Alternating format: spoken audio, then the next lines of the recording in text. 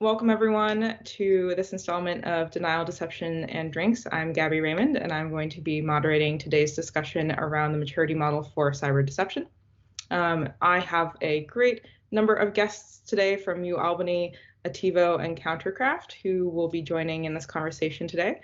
So hi everyone, I'm Gabby Raymond. I am the capability area lead for deception and adversary engagement at MITRE, and today I'm drinking some green tea. So I'll kick it off to the Albany team to introduce themselves. Hi, my name is Sanjay Goyal. I'm a professor and chair of Information and Security and Digital Forensics in the School of Business. I'm also the director of cybersecurity programs at the university. And very recently, we have started working actively with MITRE with regards to the MITRE Engage framework and other deception-related research. And I'm looking forward to speaking with everyone. So, hi, everybody. My name is Dominick Foti. I am a PhD student at the University at Albany. I've been working closely with Dr. Goyal on multitude of different projects, but mostly around deception and active defense and adversary engagement, and focusing our research on how we can properly defend adversaries better than what's been done in the past. And today I'm also drinking green tea, Gabby. Awesome. Thank you. Next, we'll kick it over to the Attivo team.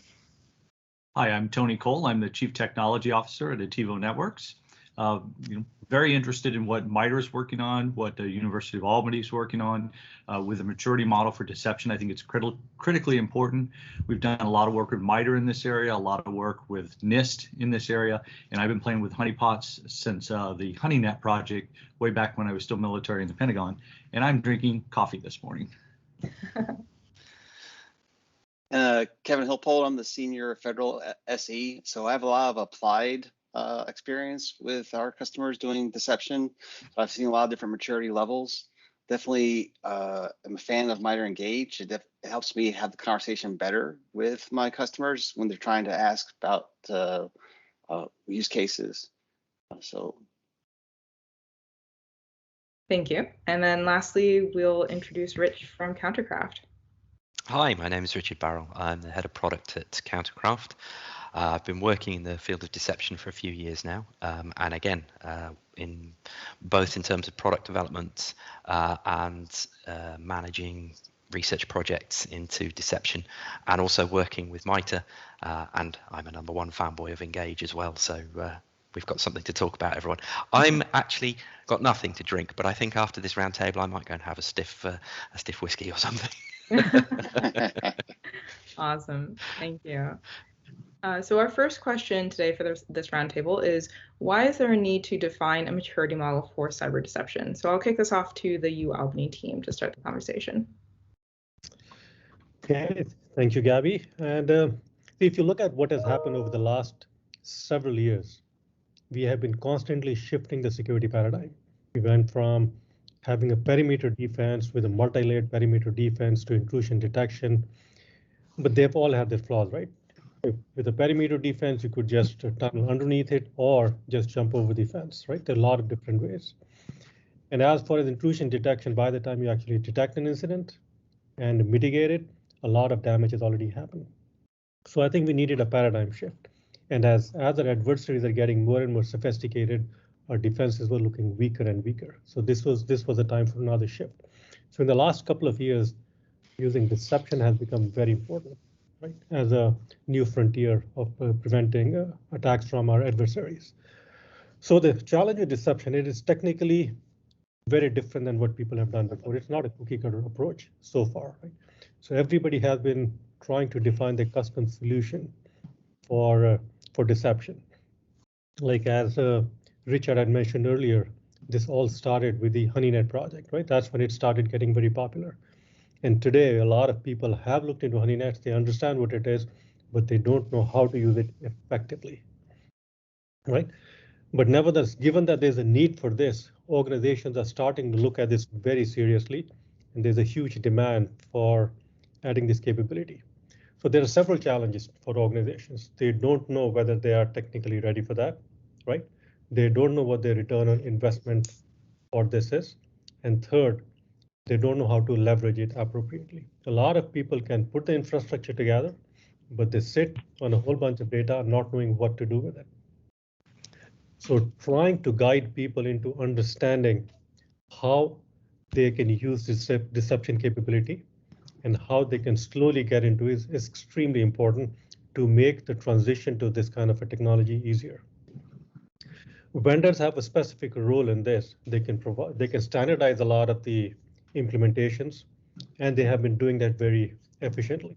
However, there needs to be a deeper understanding for the organizations because they need to understand, like I said, the return on investment, and in addition, understanding what they really need for the business operations they have. So at Albany, we had a project supported by NSA to basically work on this deception techniques for engaging with the adversaries. It's a multifaceted research piece. Two parts to it. One is basically making the transition easier, right? When we first started about a year ago, even before we got the grant, we were working on defining procedures for each of the techniques defined in the MITRE attack framework, right? But later on, we realized just implementation of these techniques is not enough. We need to have a roadmap for organizations, and that's where the maturity model comes in. So we are working very actively with MITRE on the maturity model. And our first inclination was, well, let's see what techniques they implement, right? So, the MITRE attack has defined a whole bunch of techniques. So we segregated them into different levels and see as they go from one set of techniques to another, to different sets of techniques, they are more and more mature. But that's not the only dimension, right? The second dimension is how deeply you are basically integrating these technologies. What is the level that you're integrating it with? Third could be the sophistication by which you are actually able to evaluate and analyze the data. Because a lot of people are sitting on these technologies, collecting a bunch of data, but they can do nothing with it. Occasionally, they'll be able to find something, but they get a whole bunch of alerts, too many alerts to be able to filter through, and in the end, they are not able to use it effectively. So our research really then is to can we build specific traps within these active defense networks to give actionable intelligence so that we know, are we able to, based on the actions that they're taking, are we able to disambiguate between a nation state hacker and a criminal hacker, right? Or are we able to see what information they're after? Can we look at some of the biases which hackers have and exploit those biases to find out what the capabilities are, their motivation, their persistence? So these are the kind of more nuanced data analytic techniques that we want to develop for the field so that people can leverage the data much better. Obviously, vendors have a role in implementing, but defining techniques through which they can better leverage the data will go a long way for organizations to realize the return on investment. And for that reason, we have this multifaceted approach to defining maturity model. And Dom, you can add what we have done so far in terms of the absolutely. Absolutely. So, and I think what we're looking at here is that organizations want a guiding light when looking at deception. So I think Engage has really spearheaded that initiative and started to offer that light to organizations. But I think there's additional work that needs to be done. And that's where we hope that our maturity model comes into play. So me and my team, our team started off with using MITRE Engage as an anchor point. So we hope that organizations will adopt this as the framework going forward, and then look to our maturity model as a supplemental piece to Engage when implementing. So first, we conceptualized our definitions of maturity. So oftentimes people throw around words like low maturity, medium maturity, high maturity, but what did that mean to us, and how did those definitions change in the area of deception, right? So that was the first thing we looked at. Then we identified the people, processes, and technology that would be needed to implement each technique or activity within MITRE Engage. So once we put our heads around what would be needed for organizations to implement MITRE Engage, then we started to categorize and through brainstorming sessions each of the activities within Engage into different buckets, so low, medium, and high.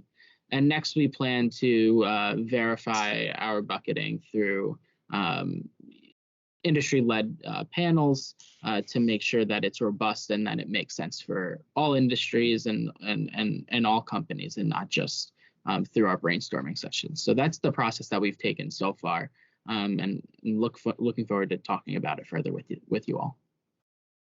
Gabby, if I could add to that, I found really interesting what you mentioned initially, Sanjay. You talked about the challenges with the data sitting there and not being utilized by an organization that hasn't tied it into their flow, their processes on how they process an event that takes place inside their environment. And we've seen that as well, where you may have a champion inside an account, you sell technology to them, deception-based technology, and things are going well, and our great team like Kevin and crew, they step back from that because they're off helping other customers, and then you find that one individual left a year later, and they've never done anything except look at detections from that technology, but they've not integrated it into their SOC flow and into their processes. And that's a piece that's really important to us, is ensuring that technology gets implemented into their existing processes, maybe with some adjustments, so they're getting great value out of that high fidelity deception alerts that they can get inside the system, and quite frankly slow the attackers, as we all know, and detect them more quickly. So it was great to see the models that MITRE has built with Engage, that MITRE has built in conjunction with the University of Albany, the MITRE Defend project that's taken place at NSA, also very interesting. And I'm also a big fan of the SANS Institute course, the SEC 550, deception course, that I think is going to really help people understand how to build campaigns specifically to counter specific attackers based on MITRE Attack and based on MITRE Engage. So I'm really excited for the future of deception. And actually, if I may, my experience has been, and maybe Sanjay had this comment because a focus on external deception, trying to engage attackers outside the firewalls, but internally as a defense mechanism, there are not too many alerts. That's the beauty of deception internal as an active defense, is that we're not going to flood people's syslog with alerts that don't mean anything. In fact, if my customer has more than 20 alerts in a month, something's really wrong. So it really is, as an internal defense mechanism, it is very effective, and it's very quiet. There's not a lot of noise to wade through when it comes to using it for active defense inside the firewall. And Kevin, we are looking at that as well. So one of the extensions we are thinking about what's going on in Engage is to think about how we can leverage it for insider threats. And that's following up on a large project from IARPA to develop probes for detecting insider threats. So again, that can become a part of this. Yeah, if I can sort of add my 2 cents to the discussion, I'd just like to echo what Tony said. And one of the things that I found really exciting about the Engage framework from the absolute outset, from the initial beta versions, was this focus on preparation and sort of having an exit strategy prepared, so that once you have developed, I mean, regardless of the deception mechanism that you deploy, you're gathering a whole load of really useful threat intel or intelligence about what's going on.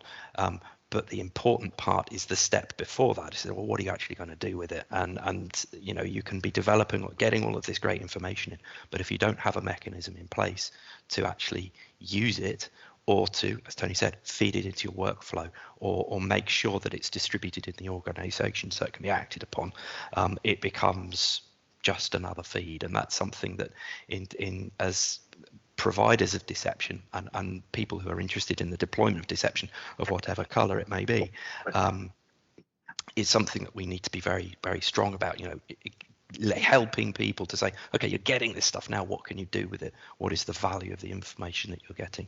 So yeah, no, again, the Engage is really helping us there. So awesome. Thanks for the name drop. Definitely don't need to have this be centered around the Engage framework, but happy that it's a part of this dialogue. So I wanted to pivot and talk a little bit about misconceptions around the maturity model required for a company to adopt deception and adversary engagement and active defense.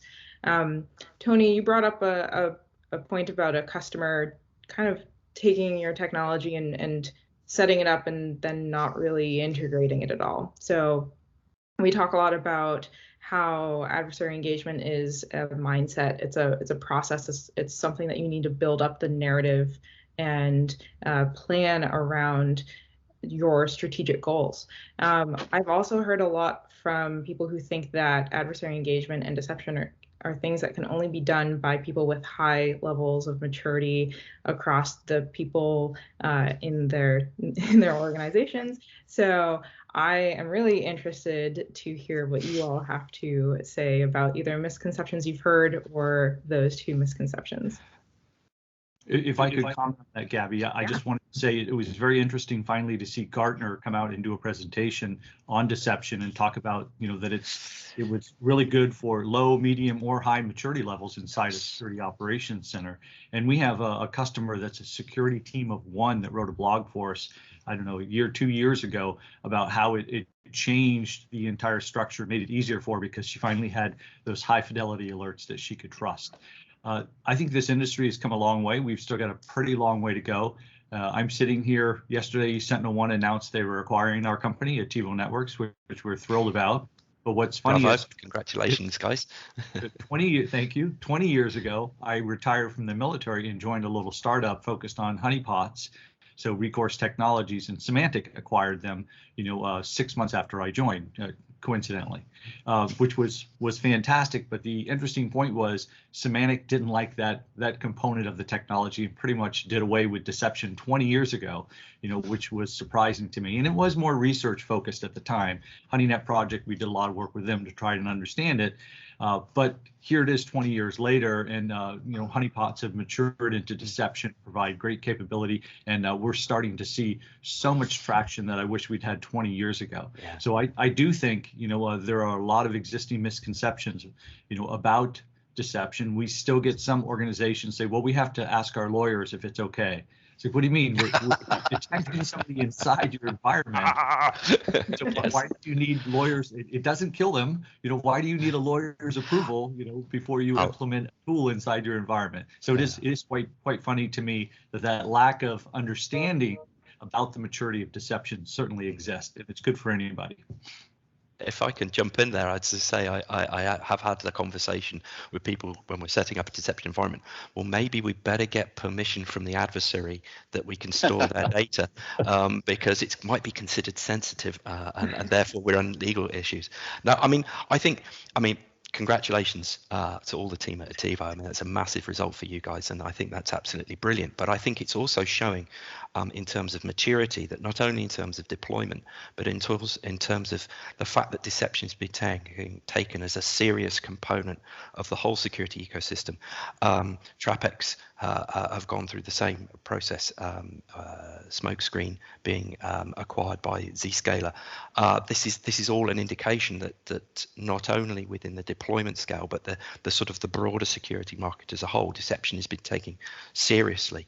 And certainly I know that you, Tony, and you, Kevin, you'll have spent the last few years explaining to people and evangelizing about deception. And you say, deception, it's not just big brain stuff. It's not just, things that that strange guy in the office who's got a honeypot server under his desk, and when he leaves, deception dies within the organization. It's actually something that is now, there are platforms and products available that can industrialize the use of deception, so it becomes repeatable, so that you can integrate it into a workflow. It becomes a professional solution. I think that's something that across the board has taken a long time to get to that point. And I think that's really beneficial for the industry as a whole. So fantastic. Yeah, and when I'm traveling around now, the conferences are starting back up, and people come by our booth and they see our booth and they're like, "What do you guys do?" I keep it simple because I was a blue teamer for 20 years, so I see the value in this technology as an active defense all the time. I just say, we lied to the attacker's tool sets, and people's eyes just light up. Like, you lied to them? Yep. And now we're in control. So let's keep talking about this because it actually works as a beyond what honeypots were as a science project out in the DMZ or in front of the firewall. Yeah. I mean, that's the thing. I mean, we talk about sort of creating a path of least resistance, or giving the adversary what they actually want. What are they looking for? Well, let's give it to them and then see what they do with it. And I think it's become really. There's been, like I say previously, deception has been considered as this thing of really a complex and a big brain activity. You know, this is something for the guys in the white coats. But the work that, you know, the pioneers in this area and the companies that have come later on has really helped to industrialize, to bring it down to the level where it is simple. You can, I'm not going to say it's plug and play, but you can deploy at the simplest level. You could take something like a Think's Canary and you could plug it into your network, and you can get alerts from that, and it's literally just plug and play. And then at the other extreme, there are platforms that allow you to do much more exotic implementations of security. But the fact that there is that sort of broad spectrum also indicates that there's interest across the level. So companies, it doesn't just have to be a government department or, you know, military, governmental, or a huge bank. I mean, typically the you know, banks or the financial industry are the early adopters of new technologies and new security technologies. It doesn't just have to be the guys with the $1 billion budgets. It's now filtering down to areas where, like you said, Tony, a security team of one can legitimately come to the point saying, I can deploy deception because it's not difficult. That's to my mind, that's one of the huge misconceptions of the difficulty of it. I mean, you know, the deployment model of various different platforms, you can get away with, you know, the very simple or the very complex, depending on what you need. But it is accessible to everyone now, I think. If you look at the different deception tools that are out there from industry, and you look at the standard security posture of pick any mid-tier company, you know, across the globe, you know, deception is by far not the most complicated product going into the product. So a lot of people don't understand that when you look at EDR and XDR and some of those implications, which are great, but when you look across that entire structure, it is not that complex, as well as so many of them are integrated into current security structure flows. So you're not even changing things up, you know, for the SOC inside the environment. In reality, you're giving them one more set of alerts that's, you know, if done right, are some really good alerts. And I'll stop there because I know I could see Dom has something to say. Oh, yeah, I wanted to say something Richard said really resonated with me, because at the beginning of our project, we thought we would be challenged by the fact that we had the same misconception, right? That deception was this white coat, very complex process. How are we going to get our hands on the technology in order to test these things and conduct research on these techniques? But once we got our feet wet and got looking, there's tons of opportunities for companies just to play around with tools such as the active defense harbinger distribution, even if they just want to see what you know, deception's all about before, you know, diving in deeper. There's a lot that's available for companies just to play around with, and that's what we did. Yeah, I think in terms of right, playing around, I think those are the key words, right? You can implement these things, you know, within a little test environment and see the impact that they can have, and then that's when, you know, like Tony said, going out and reaching out to more complex, implementing more complex tool sets and platforms that allow you to do it across, you know, a company of 1,000 people, 2,000 people, 10,000 people, instead of just within a little side project or test bed. I think is where it really can, you can see the true impact. So I think there are a couple of things which I see. I think one of them is the corporate mindset. I think it's not the people at the IT level, it's the people at the corporate level. They have a misconception about deception. So first of all, they have a negative connotation about anything deception, and they are driven by lawyers, right? So the first thing that comes is that they don't want to touch it because deception involved must be something negative or bad. So I think they need to be better educated. So it's not only trying to explain to the technical people that it's not that hard, it's trying to make sure that people at the corporate ladder, some of the C-level executives, see that there is some benefit to it. It reduces their overall cost of security investments because they get better alerts, faster alerts. I think these are the kind of dialogues we need, not just with the public at large, which will look at our reports, the technical people, but making sure that people in the C-level executive teams understand that deception is just another technique, and maybe change the name away from deception to active defense, not even use the word deception at all. That might start changing some of the mindsets. The second thing is a lot of the organizations are driven by compliance. So as long as these active defense techniques are not added to the compliance frameworks, it's going to be very hard for a lot of conservative large institutions, private institutions to adopt them. So that's the second thing we need to do to basically ease their entree into the active defense space. Yeah, I would say to compliance officers, if you have a Chinese wall in your organization, how do you know that the fund managers aren't talking to the share traders? Deception is a pretty cool way of catching that and finding that information, and that's a big tick in your compliance box. But yeah, no, that's a really good point, Sanjay. Thanks for that. And to the active defense being used instead, we've seen the active defense phrase being put into proposed legislation. And I actually had one customer to get past the board approval of using this. They changed it from deception to anti-infiltration. And as soon as they started using the anti-infiltration, they got approved, and then now they have budget. So. I must say, and this is a really trivial point, but if we change the name from deception to active defense, then I've got to go through some pretty headaches, because deception is involved in many of our product names. And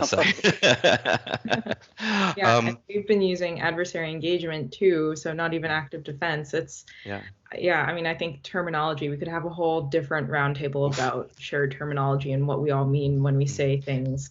So Rich, there's another interesting. Sorry, there's an interesting point about active as well, because I've often received pushback about how active is it? I mean, how can we actually trust a machine to defend us if that's why are we having this involved, and we have to discover that it's there are some great platforms out there that will be able to provide you with that security and actively, and that it's safe to use in a both legal and compliant way within your organization without increasing your risk, which is one of the fears, I think, sometimes. I don't know, Kevin, if you've come across that in your experience of talking to people, but that's perhaps one of the other misconceptions that we've come across, is the fear that deploying deception can be somehow opening the gates to adversary attack and the floodgates of vulnerability, which I think is it's not absolute nonsense. There is a point there, but it's not something, the risk is so minimal that I don't know. Well, the whole wordsmith thing, real quick, I've had people, when they hear adversary engagement, they're thinking defend forward, I'm attacking them. No, not doing that. No, so no, not quite, not yet. I'm really surprised at the hesitancy on the use of deception, with some organizations. It really surprises me. I have done some presentations on this, and to me, when you look at this, I mean, deception's been used by militaries for many millennia, very successfully, some dating way back in history. And you talk to some CISOs and they're like, well, we don't like the term cyber warfare either. It's like, really, are your networks under attack frequently? Well, yeah. I said, so in essence, somebody is really trying to wage war on your enterprise. Are you trying to defend it? Yeah. Don't you have the right then to use deception against those people that are breaking into your environment? Well, the lawyers don't like that word. It's like, yeah, that's it. It's like, it's inside your environment. You're defending what you own. I said, aren't you paid to do that? And I think we've come a long way in the last 4 to 6 years in this area, but I think we still have a long way to go. And as everyone on this call pointed out, I think standardization of language is really important.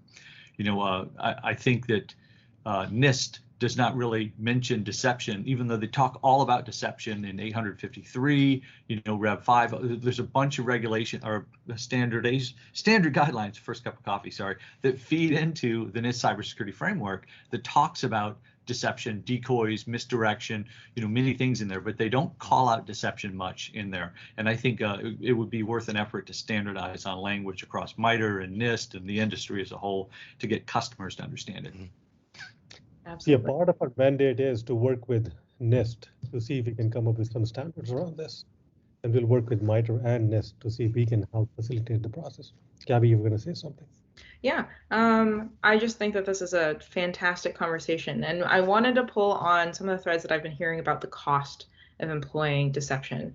Another thing that we often hear is, well, if I only have 2 credits as a decision maker to spend across my organization, do I have to make a choice to not do some other basic defense mechanism, or spend my people or my staff or my money in this place to do deception? And so I was wondering, especially across the vendors here, what are each of your companies doing to talk about kind of if we're looking at the complexity and maturity from a cost standpoint, to talk with organizations about the cost of implementing deception?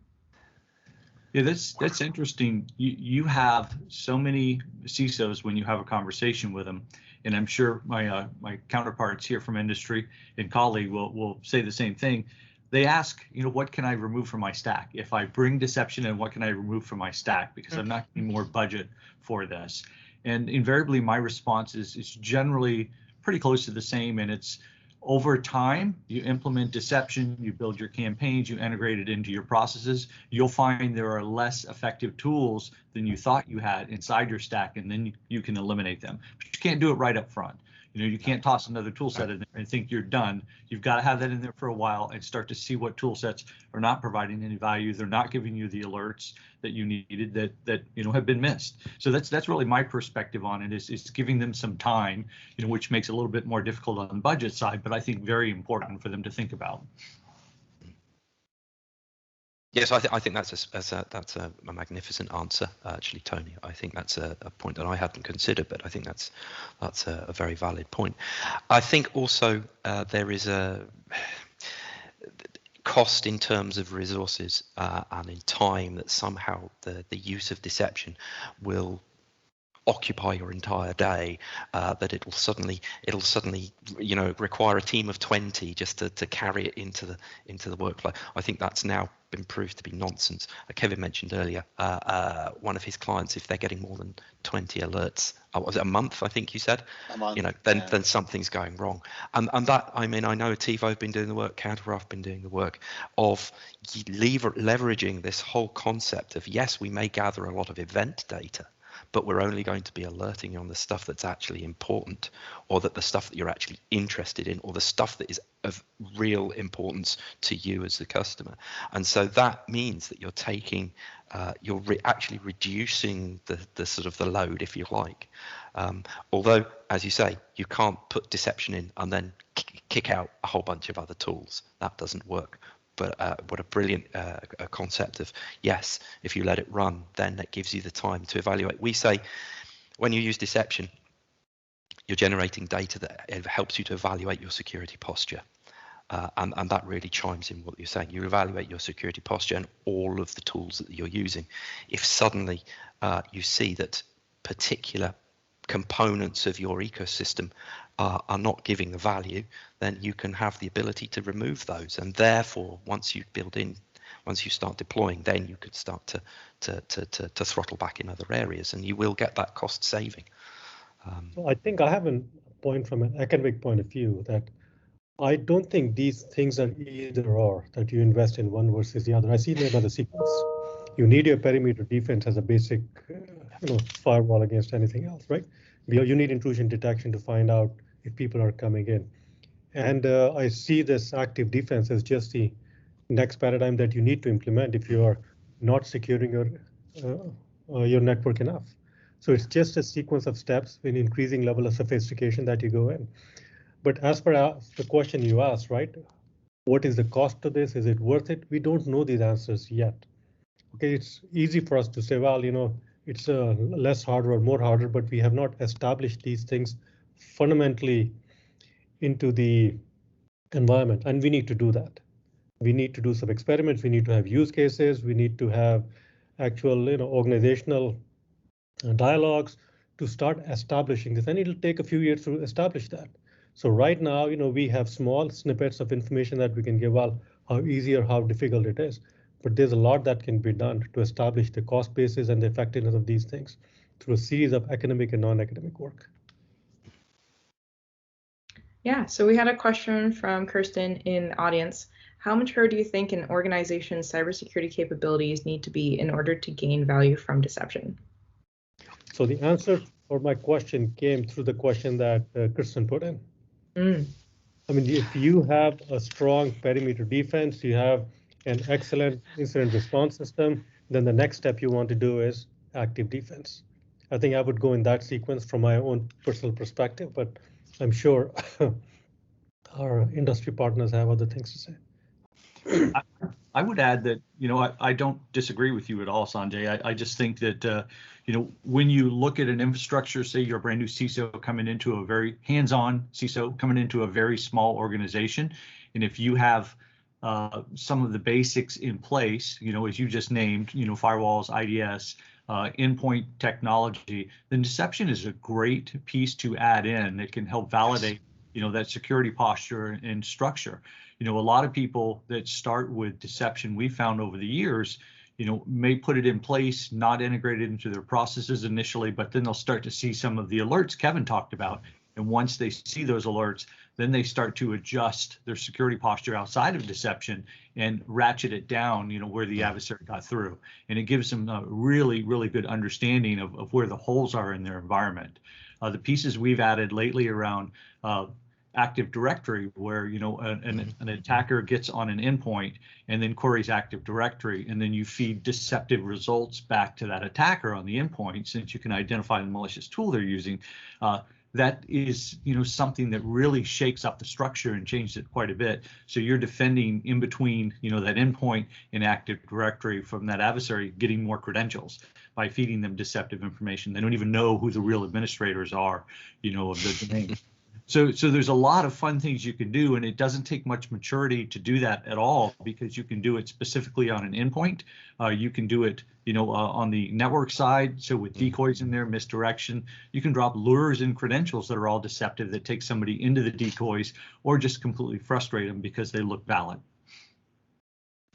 Yeah, absolutely. In terms of maturity for, we often say, you'd be foolish to use deception as the core of your security policy. You would never build a security infrastructure starting with deception. It's the thing that comes afterwards, and that's one of the things that we've used to sort of color the design of our whole platform. Sort of knowing that it's never going to be the first. It's always going to be the last guy to the party, if you like. And that's very true. And as you say, I mean, how mature do you have to be? You don't even have to have an IT infrastructure to use deception. I mean, you can. I mean, I'm not talking about our platform, but you can leave documents lying on a table in a meeting room and have them, with false information. That's deception too. You could put a Wi-Fi router up in the ceiling of your office with an SSID that's just capturing people traffic coming in. That's not deception. You're extending deception. Can be applied throughout the organization. It's not just limited to IT.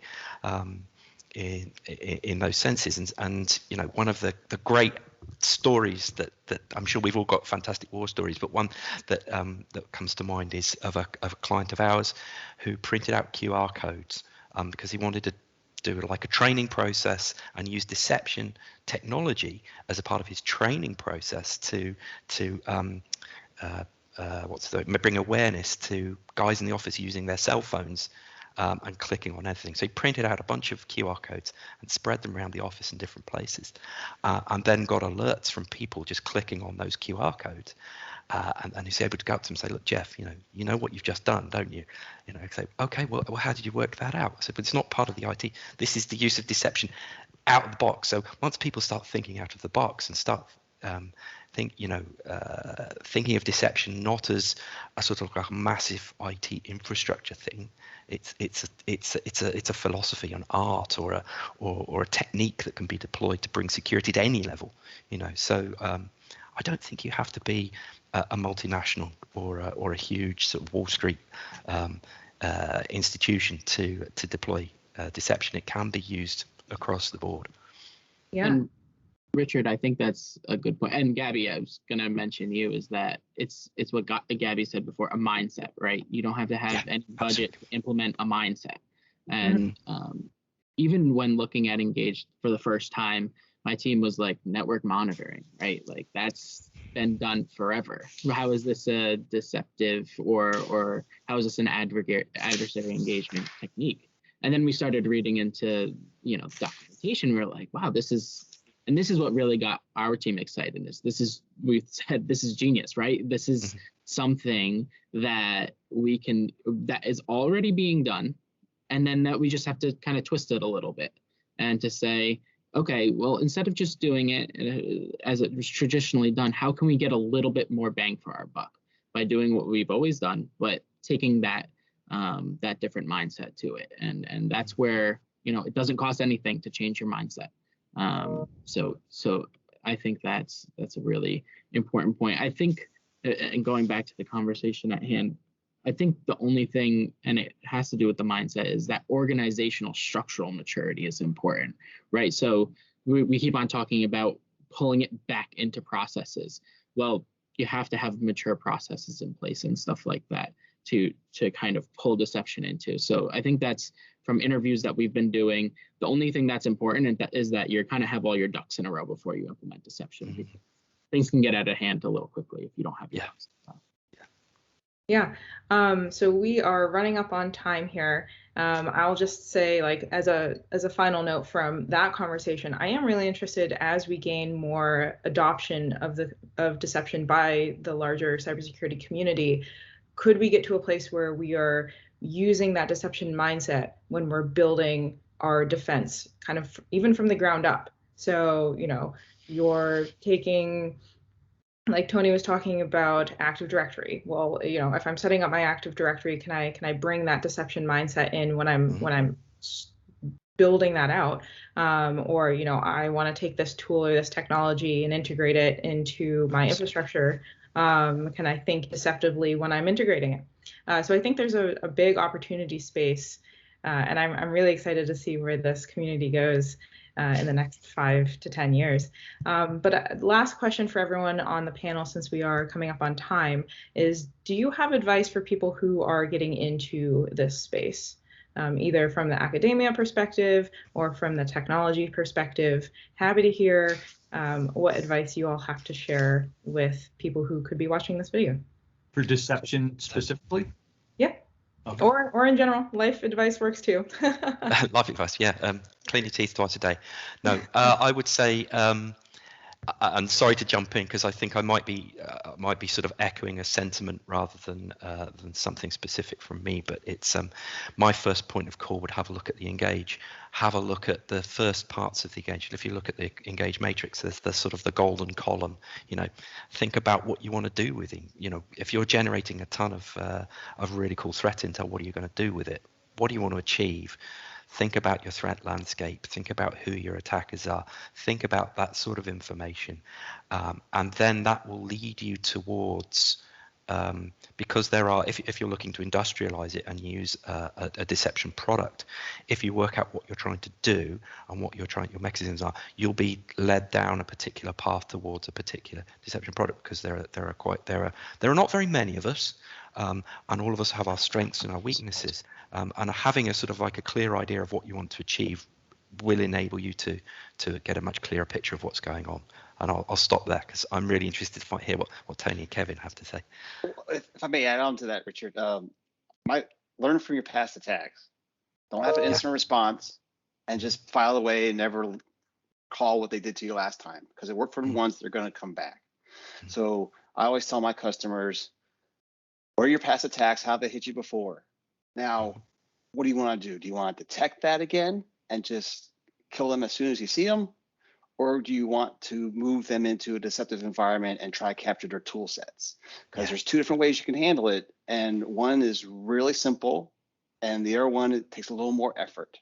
The one of trying to capture their tool sets and gather as much intelligence as possible. But so learn from your attacks and use your deception in that way to defend against it again. Yeah, I would add to what Kevin said. I think you're spot on, Kevin, but I would also add that depending on what you want to do inside the environment, do you just want to learn, detect, and respond each time and slowly strengthen your cybersecurity posture and minimize your attack surface as much as possible? Or are you a mature organization and you want to utilize deception to really understand the adversary?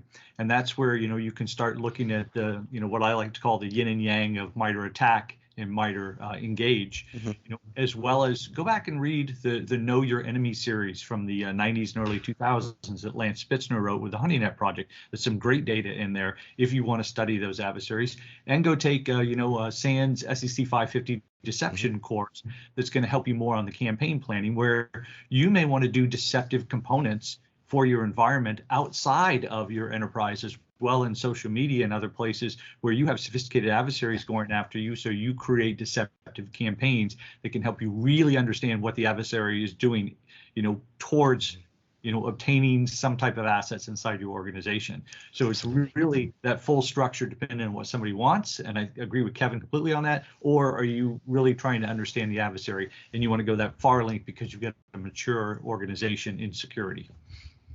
From an academic perspective, I think there are several different areas that can, come in active defense. First is understanding the behavior, right? There's a lack of understanding of hacker behavior and how that can be captured in active defense networks. We need to be able to understand the specific traps that we can build in active defense. So right now, active defense is a set of techniques, but how do we deploy them effectively and build traps in them so that we can look for specific behavioral items to basically profile our attackers? I think that is lacking. There's a lot of research is required there. The second piece of research I see that is a lot of people are sitting on a ton of data coming from active defense networks, and they don't know what to do with it. So trying to create standardized processes and techniques by which this data can be analyzed much more efficiently than doing it case by case based on individual knowledge. I think that would be the second thing I would suggest. And the third piece obviously is building a comprehensive maturity model that has many dimensions, including complexity, including the breadth of implementation, depth of implementation, as well as cost and return on investment. So there are many, many dimensions. Trying to create profile around these dimensions and being able to integrate them into a single maturity model score, which organizations can measure themselves against, would go a long way to making this effective. And I think I'll go. I think from definitely still being in the PhD student perspective, right, and jumping into this, I think checking out what the vendors have. So we have a couple of vendors here. There's many more. Looking at what the vendors have on their websites. I think there's tons of great white papers. Just diving into, both on the vendor side as well as the literature. Don't be afraid to, read some good papers on what the researchers have been doing. I know one name is Kimberly Ferguson-Walter is a great researcher right now that did the Tularosa study. And she's published a couple of papers that I encourage anybody listening to this to look at. But there's plenty of more, and just start I mean, this is a very academic answer, but just start reading. I would give two resources, if I may, that I think are really good. I don't know if it's on your website, guys, but Tony, you gave a webinar almost been about a year and a half ago on OODA loops. Oh, yeah. That would be worth tracking down if anyone's interested in looking for it. And a guy called Chris Sanders has written a book on, I think it's IDS security with honeypots. But he's in chapter 3 of that book. There's a section on See, Think, Do, which is a great way if people are looking to get into the mindset of deploying deception. See, Think, Do, and OODA loops are two things that'd be worth.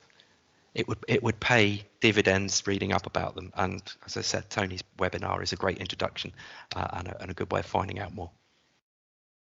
Great. Well, thank you, everyone. I thought this was a fantastic discussion, and I feel like I could have sat here and listened to you all talk for another 5 hours. So thank you all for your time today, and I am looking forward to all of our future discussions too, because the discussion doesn't stop here. So thanks, everyone. Have a good rest of your day, and it was great chatting with you all. Thanks, everybody. Absolutely. Take care, everyone. Bye-bye.